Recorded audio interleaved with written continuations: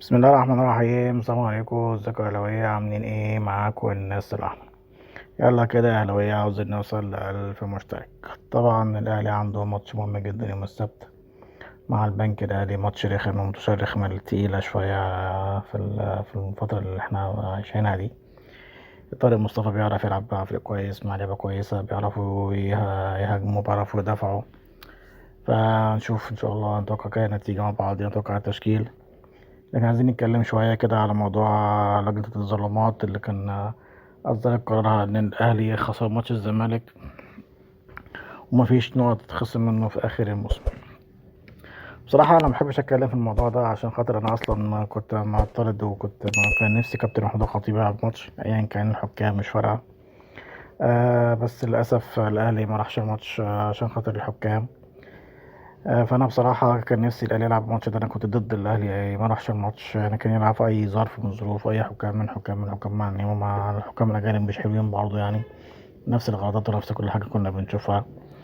لكن احنا حطينا نفسنا في حته ملهاش لازمه بصراحه يا كابتن محمود، وكلمنا ساعتها وكنا عاملين فيديو الحق خطيب. ناس كتير قوي ردت عليا باسلوب مش كويس، بس انا كنت بتكلم في الكوره وبتكلم في النادي الاهلي. انا اهم حاجه عندي النادي الاهلي، ما يهمنيش افراد. فانا لما اشوف النادي الاهلي كده لسه قاعد مستني الاهلي هيتخصم منه مش هيتخصم منه، الماتش هيتعاد الماتش مش هيتعاد، كانش ليها لازمه خالص، احنا كنا في غنى عنها يا كابتن محمود. كنا قعدنا الماتش، حتى لو كنا كسبنا كنا تعادلنا، حتى لو كنا كسبنا بقى الزمالك كنا زمان دلوقتي خلاص بنفنش في الدوري. كان الماتش بالسيراميكا بنك الاهلي ده بعد بكره، ده اللي هو يوم السبت، كنا خلصنا منه وخلصنا الدوري. بس احنا ليه مش عارف الاهلي ما راحش الماتش ده بصراحه. مين كانت في ناس في النادي، في الاداره النادي الاهلي، كانت بتقول لك نروح الماتش لكن ما رحناش. فطبعا ما احبش الاهلي يبقى، اشوف الاهلي كده بصراحه. انا متعود على الاهلي لو بيلعب اي ماتش في ايا كان، واي هي الظروف واي كل حاجه اللي بتحصل، الاهلي بيلعب الاخر في اي حته وقدام اي حد ومع اي حد. لكن الكابتن خطيب قرر ان هو يلغي ما يروحش الماتش عشان خاطر الحكام.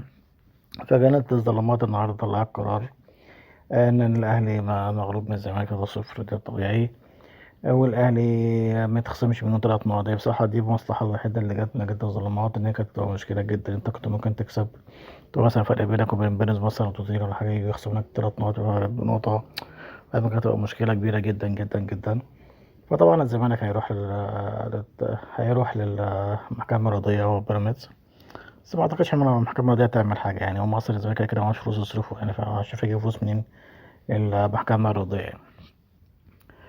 فده بس كده كلمتين كده على الموضوع بتاع الظلمات. انا صراحة كنتش حابب اتكلم فيه والله، أنا الموضوع اصلا ما كنتش يعني ما كنت معترض عليه من الاول خالص يعني. فطبعا بقى الناس اللي هي كانت بتتكلم قبل لجنة الظلمات ما تجتمع اساسا وتقول رأيها، ناس تقول لك ماتش هيتعاد ماتش، ناس تقول لك مش عارف ايه، ناس بتحب تتكلم كتير في حاجات يعني لسه ما حصلتش. انت عرفت منين حضرتك يعني؟ ايا كان مين بيتكلم يعني بصراحة. فانت عرفت منين القرار يعني؟ في اخر القرار اللي انت غير اللي انت قلته، يعني انت منظرك ايه وشكلك ايه دلوقتي يعني؟ فاحنا بنحب نتكلم بعد الحاجة ما تحصل، عشان بس بنقول كلمة كويسة زي ما قلنا كده المدرب، ان في كلام كتير جدا على مدرب اللي هو ريفيرا. ريفيرا هيمسك الاهلي، وفعلا ريفيرا جايب وهيمضي ان شاء الله مع الاهلي، وربنا ان شاء الله يكتبها مع الخير. ممكن يكون اول ماتش ليه ماتش فاركو، بس انا ما اعتقدش لو ماتش فاركو، لو ماتش فاركو ده لو ماتش مثلا الاهلي باذن الله ان شاء الله نكسب السبت مع بنك الاهلي، يبقى انت لازم تكسب فاركو، فملاش حل يعني. هنشوف بقى بيراميدز بقى عمل ايه. فنمشي واحدة واحدة كده بس الأول، ونشوف الأهلي مع بنك الأهلي. ماتش رخم جدا، ماتش تقيل. بنك الأهلي الفترة دي ماشي كويس. طارق مصطفى ما شاء الله عامل شغل حلو جدا، وأعتقد طارق مصطفى بكرة يوم السبت هيقعد مع الجهاز الفني الأول، كان بيعطوا مدرجات كان عليه عقوبة، بس متهيألي العقوبة بتاعته خلصت خلاص، فممكن تلاقيه بقى في الملعب. فتخيل هو في المباراة في المدرجات كسب بيراميدز 4 وتعادل مع الزمالك، فتخيل بيراميدز المرة بيعمل ايه. بس احنا عندنا ثقة في عماد النحاس، وعندنا ثقة في اللعيبة، وإن شاء الله اللعيبة تبقى فايقة. يبقى أحسن الماتش اللي فات. الماتش اللي فات كان سيء جدا جدا جدا جدا للأهلي. عايزين نشوف بقى الأهلي بقى مستوى الجيل حلو يعني، اللي احنا اتعودنا عليه في الماتشات قبل كده. عشان الناس كل يعني فاهم، عشان نحاول نخلص إن شاء الله بإذن الله. إن شاء الله احنا نكسب إن شاء الله، وبيراميدز يتعادل أو يتغلب. يبقى كده كده احنا مش محتاجين ماتش فاركو في حاجة. يعني احنا مثلا لو كسبنا يبقى فرق 5، بيراميدز يتعادل بفرق 4، يبقى كده الماتش خلص، يبقى البطولة خلصت. فان شاء الله باذن الله ده يحصل ان شاء الله. بس تكون ميزه حلوه ان الماتشين في وقت واحد، فعشان احنا نتابع الماتشين ان شاء الله باذن الله، والاهلي يكسب ان شاء الله البنك الاهلي. نتوقع التشكيل كده مع بعضينا، طلع هو نفس التشكيل.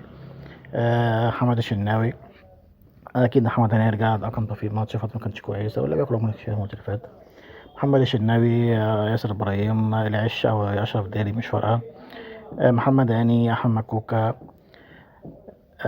امام عاشور، عمرو السولية، مروان عطية، وسام مصاب طبعا هيلعب بجاردي أشار، وأشرف بن شرقي، وطاهر محمد طاهر.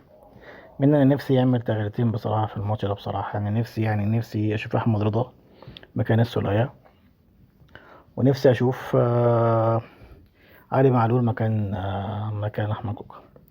بصراحة هتفرق معانا جدا جدا جدا لو نزلنا أحمد رضا مع الماتش اللي فات ده 90 دقيقة كلها لعمرو السولية، مش عارف ليه برضه كانت صعبة جدا علينا. وعلي معلول برضه انت ما قلتوش، ما هو الماتش اللي فات عشان انت كسبان 1-0 ما ينفعش تغلب علي معلول، اللي كانت فيه سرعات كتير أوي أوي أوي، وعلي معلول كان ممكن مش هيلحق السرعات دي. فاحنا ان شاء الله باذن الله كده ده التشكيل المتوقع بكره، يعني نفسي يشوف احمد رضا او عمر الساعي، يعني فاهم اي حد من غير حد تاني غير عمرو الساعي بصراحه يعني. عمرو الساعي بحس بيلعب يعني فاهم بالثقه الزايده شويه، في الثقه الزايده دي ممكن تودينا في داهيه. فده التشكيل ان شاء الله متوقع بكره الماتش الاهلي. اتوقع النتيجه ان شاء الله باذن الله الاهلي يكسب 2-1، يا 3-1، يا فاهم يا 1-0 برضه زي الماتش اللي فات، ماتش سيراميكا. بس عايزين اداء كويس يا كابتن عبد الباقي حازم، مش عايزين نخاف، مش عايزين نلعب الكرة اللي هو اللي تخاف وترجع ورا وتدافع وبتاع، احنا عايزين نهاجم، احنا عندنا الحمد لله لعبة كويسة يعني فاهم. و... والحمد لله المدرب الجديد اللي الاهلي جايبه ده بيلعب هجوم، انا شفت له كده ما كان ماتش كده مع اورلاندو بتاع جنوب افريقيا، بيلعب هجوم وفاهم بيدافع ويهاجم يعني فاهم، بيحافظ على الاتنين. فدي ميزة حلوة جدا جدا جدا، انا بحب الاهلي يهاجم دايما على طول، ما بحبوش يدافع. يعني كانت مشكلتنا مع كولر السنة دي في لو في بعض الماتشات كان بيلعب بطريقة غريبة جدا وتشكيل غريب جدا وفاهم، وقعد ناس بره ومبعد ناس كان يظهر الكورة في الآخر كده، حسيت إن هو بيحب، بدأ يكره ويحب فاهم، يحب ده يلعب مش يحب ده مش هيلعب يعني فاهم.